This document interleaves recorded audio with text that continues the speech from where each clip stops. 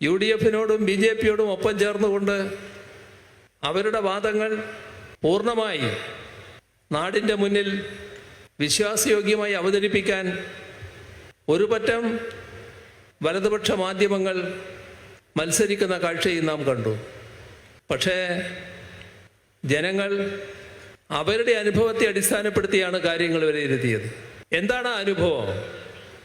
ആ 5 വർഷക്കാലം, ഈ 9 വർഷക്കാലം നമ്മുടെ LDF പ്രകടന പത്രികയിൽ പറഞ്ഞ കാര്യങ്ങൾ മാത്രമല്ല സർക്കാരിന് ഏറ്റെടുക്കേണ്ടി വന്നത്. LDF പ്രകടന പത്രികയിൽ പറഞ്ഞ കാര്യങ്ങളും പുതുതായി ഉയർന്നു വന്ന കാര്യങ്ങളും ഏറ്റെടുക്കാൻ നിർബന്ധമായി.